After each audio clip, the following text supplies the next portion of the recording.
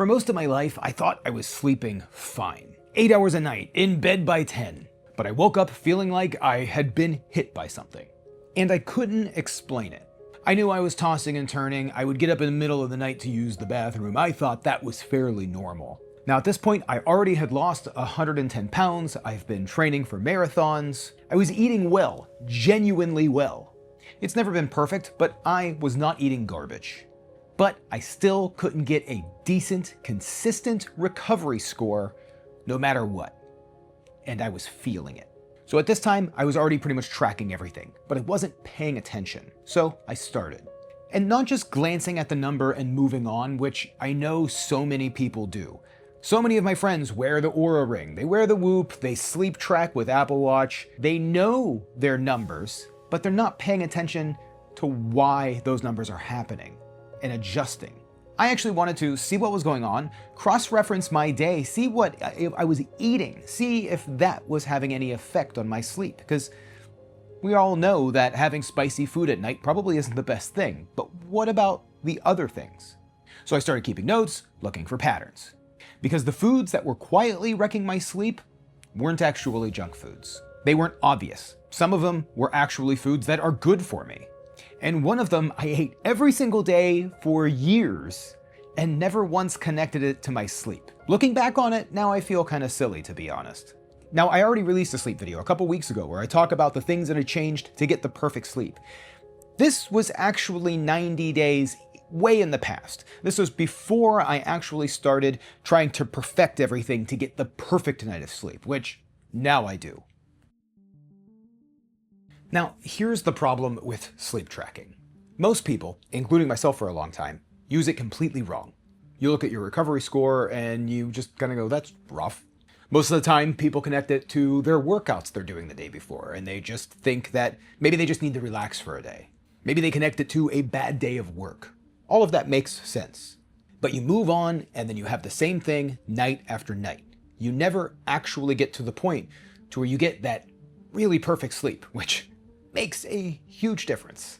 What the Whoop, which is just the one that I happen to wear, I'm not promoting this. There's loads of sleep trackers. What they are actually tracking is typically heart rate variability, or HRV. That's the gap in timing between your heartbeats, and it's one of the most sensitive indicators on how your nervous system is doing. Low HRV means something stressed your body overnight. And here's the part that not a whole lot of people are talking about. Food doesn't just affect your gut. Food will affect your heart rate while you sleep. It affects your HRV, it affects how much deep sleep you're actually getting. Your body is not in rest mode while it's digesting a big meal. It's working hard, and your sleep trackers, they're seeing all of that. So what I started doing, and I want to be very upfront, this wasn't a formal 90-day test like I would normally do on the channel. This was just under my own time. I did it loosely, and it took me around 3 months to really nail everything down. Originally, I wasn't planning on doing this for a video, but I released my sleep video, which I was talking about earlier, and after kind of looking back on it, I realized there was a big gap missing from the point of getting actually decent sleep to going to perfection. So I kind of wanted to do this as a preempt.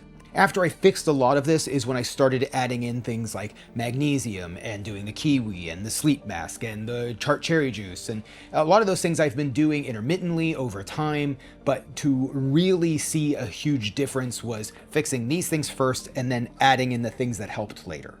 Once I threw the AC in the bedroom and started wearing the sleep mask, a lot of things changed. So these are some of the things that actually started to move the number, not just for my sleep, but for overall recovery. And the older you get, the more that makes a difference. So I found 4 very specific things. They relate specifically to me, but you might relate with some of these. I'll tell you what I changed, what I cut, and what I kept completely. Gang, we are so close to 700,000 subscribers. And this is my 10th year on YouTube. 700,000 subscribers just feels like, I don't know. I don't know why it feels so big to me. It's just the next part of the journey. But only 25% of you watching are currently subscribed. So if any of this content connects with you, please click the subscribe button. But if I've helped any of you, or if you connect to any of this, please join me in on this journey. I just truly want to inspire as many people as I can to find the life that I've been able to find. So I want to get this one out of the way first, because this is the one with the most data behind it. And the results still actually kind of surprised me, because I'm not a big drinker, have not been in a long time. We're talking a glass of wine at dinner, maybe once a week at most, usually more like just a couple times a month. And from what I've read, it's a health food at that point because I'm barely having it. It's just a glass of red wine every now and then, right? Every single time I even had a single drink, my sleep tracker knew. And not sometimes, literally every time. So here's what's happening. Alcohol is a depressant, which a lot of people believe that it should help you sleep. And it does help you fall asleep. That part is real. The problem is what it does to sleep architecture overnight. It suppresses REM sleep in the first half of the night, then causes a rebound effect in the second half where your sleep becomes fragmented. Your resting heart rate goes up, your HRV goes down. Your body is metabolizing alcohol instead of using that time for recovery. And that's just with one drink. That's all it took to see that data. Now, I still occasionally drink, except this is tart cherry juice. I just wanted it as an example. I'm not having red wine right now. But if you know that you have something that you need to be recovered and need to be at your best, one glass of wine might actually make a difference. I'm not saying to entirely give up any alcohol whatsoever. Excess is not great. But just know that making conscious decisions on it is probably a good idea, even for that single glass. I much prefer the tart cherry juice anyways. This is where I think people are quietly losing sleep and they really have no idea why. I was doing this constantly, especially while I was marathon training. Rice should be a staple food for runners and endurance athletes. I would train in the evening, come home from a big run or training, I'd be hungry, and I would have a big rice bowl or a bowl of pasta, usually simple pastas, nothing very crazy. I was always aware to not make, big fatty meals. I wanted to keep it simple because it would be late, sometimes 9 p.m. What I wasn't foreseeing is the large carb load with the blood sugar spike and how that could affect your sleep. Now, it makes sense looking back on it, but for someone from a run thinking I have to replenish my glycogen stores and that blood sugar and insulin, it should regulate, it's usually not, it's not always going to do that. And for most of the case, what I saw was that it didn't do it at all. So when you eat a big carb meal, regardless of where it happens with a workout, especially if it's maybe a half hour or 45 minutes after a workout, your blood sugar is going to rise. Your body's going to release some insulin to manage it. In most healthy people, this is just very small changes. It's really nothing dramatic. But the whole process does take time. And if you eat and then quickly go to bed, your body is still managing that significant glucose load. So your heart rate is going to be elevated, which the Whoop and a lot of other sleep trackers record as negative recovery, poor recovery. Sleep really is the period where your body is going to put most of its efforts into restoring yourself so that way you have a better following day.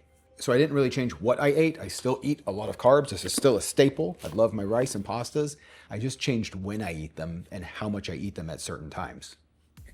Gang, so my function imaging results came back. I talked about getting it done a few weeks ago. Function imaging is today's sponsor. I'm gonna be honest, the week waiting for these results, there's like this weird thing that happens in your head. You start thinking about all of the random aches, any little pains, things that you might have ignored, and you kind of start to think like, what if they find something? And then for me, the results came in and they were clean. They screened 13 organs in 22 minutes. It took about 10 days to get the results back. That feeling, getting those results back, that's not nothing. That's the whole point. You can track every biomarker in the world, but if you don't know what's going on with your actual organs, you're still guessing. This filled in the one gap that I actually couldn't cover on my own. And the results were written so I could actually read them. Plain language, reviewed by board-certified radiologists. And everything is stored in my function dashboard, right next to my blood results. One place, full picture. That's how it should be. Look, I'm 45 years old. I lost 110 pounds. I'm running marathons. I feel pretty great, and I still wanted to know. You don't need symptoms to take this step. You just need to decide that guessing isn't good enough anymore. This is part of function health. And honestly, it fits exactly how I think about this stuff. Test,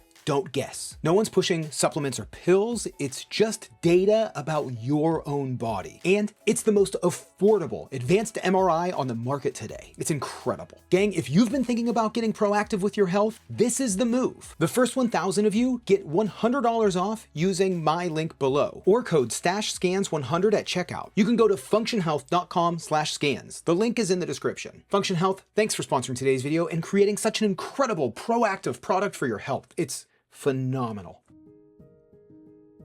This one got me. This was interesting. I've talked about some of my gut issues in the past. There was a while where I was trying some gut recovery. So I was having a fermented food for dinner pretty much every night of the week. And that consisted a lot of either sauerkraut or kimchi. Not every night had a consistent portion. I was just trying to consume more fermented foods to kind of recover my gut after long periods of antibiotics. I read a lot about the gut health benefits, which I'm sure many of you have as well, and I still believe in them. But now I know timing is actually more important than you might think. Because on nights where I would have much larger portions of a fermented food, because some nights I would have a lot of it, my sleep data consistently showed poor sleep outcomes. Bad sleep, bad recovery. It wasn't dramatic, but the data was there. So here's what I think was happening. And again, this is not based on a study. This is just based on my information. There could be some other mechanisms changing here, but this is what I think is happening. Fermented foods contain live bacteria that are actively working in your gut. If you're eating large amounts close to bed, especially alongside maybe some higher fiber foods, you're gonna end up with pretty significant GI activity, meaning that your body isn't fully at rest. Now, I wasn't getting any sort of like gas or bloating, not any more than maybe what I usually would, at least what I felt, but it very well could have been enough to interrupt my sleep, especially at maybe specific moments throughout the night. So what I changed that seems to have made a difference on the scope was I still have fermented foods. I just don't tend to eat them as much at dinner. Every now and then I will, but I'm not doing it consistently. I'm just eating more fermented foods for lunch. Small shift, real difference. Ooh, this one really got to me. For years, and I mean years. I've actually talked about it on the channel a couple of times. I have some videos about it. I ate a couple of squares of dark chocolate every night. I don't know if it was an addiction. I don't know what it was, but I loved having my dark chocolate at night. I thought it helped my sweet tooth. I enjoyed it. Then I also kind of fell into the hype of the antioxidants, the flavonoids. It's the thing that you eat when you're trying to be healthy, but you still want something that has some benefits. I never once questioned it. And I know I should have. Looking back on it, I know there's gonna be people in the comments that are probably laughing about this one. Dark chocolate contains caffeine. I've always known that. I always knew. I really just didn't know how much. Now, I always ate very dark chocolate. I would have like 85% plus, which 85% dark chocolate typically has anywhere between 30 to 50 milligrams of caffeine. To put that into perspective, a shot of espresso has around 60 milligrams of caffeine. So, I mean, if you're making a double Americano, you're about 120 milligrams. So you are very, you're a third, maybe a half of the caffeine of a cup of coffee. But to have that directly before bed, maybe an hour before bed, you're gonna see a difference. Now, caffeine has a half-life around 5 to 6 hours. So if I'm having a serving of dark chocolate around 9 p.m. at 50 to say 60 milligrams of caffeine, by 2 a.m., there was still 25 milligrams of caffeine in my body. That's right when you're supposed to be in your deepest, most relaxed state. That's your most restorative time period, realistically.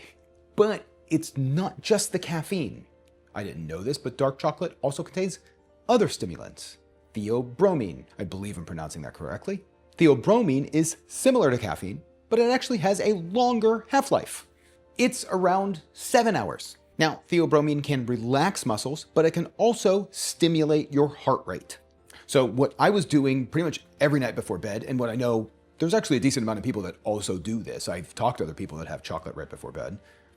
Essentially what you're doing is you're feeding yourself a little stimulant right when you should start calming down.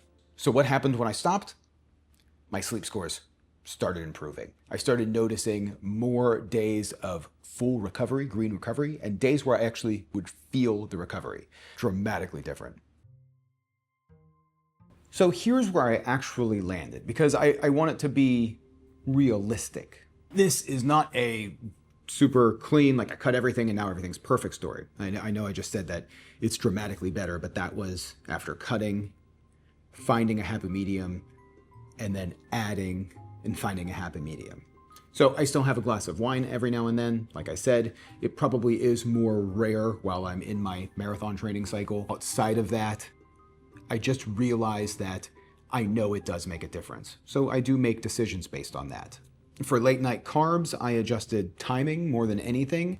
I would adjust quantity from time to time. You know, maybe if it does become late night, it's just one of those situations. I'm not going to just not have dinner, and I want to have a balanced meal. But I do think kind of preloading my meals, having larger meals throughout the day, so that way I'm not nearly as hungry at night, has made a really big difference. So I'm still eating, the same amounts of foods. I'm just doing it earlier in the day. It settles my stomach. Actually, I've had a lot easier nights just in general. Anybody that's watched the channel for a long time knows that I had some stomach issues with acid reflux and all of that. That's all been long gone. But the digestive issues just in general, just from having larger meals earlier in the day and finishing digestion before night happens, that's been a big move. Creating that switch has had zero downsides. The only thing that is truly gone is the dark chocolate at night. That is the one that is just fully gone. Now, I know like the other things, I've moved it throughout the day, but the other things I'm a little bit more lenient on. The dark chocolate was having a huge effect. Whatever your opinion is on it, I know it's a habit that a lot of people do. I've talked to other people, so it's not like I'm the weird one for doing this. Just didn't realize how much it would have affected me. I really had no clue. But the data was very clear. When I stopped doing it, my sleep improved. So the real takeaway from all of this, and I think it's more useful than any specific food list, your body doesn't run on a flat clock. And I know a lot of this might be simple, but it is hard to think about sometimes. Our typical nights of dinner is moving to 6:30, maybe even 5:30. I already can hear the jokes, 45-year-old man is starting to eat dinner earlier. I know. Maybe it's just you get older and you start realizing why early dinners make sense. What you eat at noon and what you eat at 9 p.m. are not the same event. It starts to make sense. But sleep is a recovery window. It's a biological process that happens at a certain time. And the 2 or 3 hours before you go to bed are either going to support that recovery window or compete against it. The Whoop didn't tell me what to eat. It just showed me what my body was doing overnight while I slept. And again, I want to make this very clear. I know I keep bringing up the Whoop. It's just the one that I happen to wear. I'm not promoting any of these. I'm not promoting you get any of them. You don't need any of them. You can just change some of these things and see if you feel any difference over a period of time. The Whoop is expensive. They have an annoying membership program. I don't like their membership program at all. I do not like their annual fees. This is my last year with the Whoop. I'm not going to do it anymore. So I can clear out any of this was just a big ad, because it's absolutely not. I'm not advertising this thing. I do think that it's a good sleep tracker. I like the fact that I can wear it 24/7 very easily. That's why I wear it. If you like those things, maybe it's for you. But once I looked at all the numbers and the patterns, everything, all of the information was right there, and I was able to make these changes. And these are the changes that I made before I started making some of my other sleep changes, where I talk about my sleep mask or tart cherry juice, magnesium glycinate, things that actually support the sleep in that 2-hour window. So gang, let me know, did the dark chocolate thing hit you? Or do you think that was just common sense? If you have any story like this where a food that you thought was totally fine, but then you realized was wrecking your sleep or wrecking how you felt, leave a comment down below. I'd love to hear about your experiences. And if you are tracking your sleep, which sleep tracker do you use? If you're new here, this is pretty much what the whole channel does. I am trying to inspire people to be able to find the life that I've found after my 110-pound weight loss. I'll tell you, it's been glorious. I've never felt like this in my entire life. I feel like a teenager. Better than a teenager. This is better than how I felt when I was a teenager. Subscribe if any of this is useful to you. Gang, I'll see you in the next one.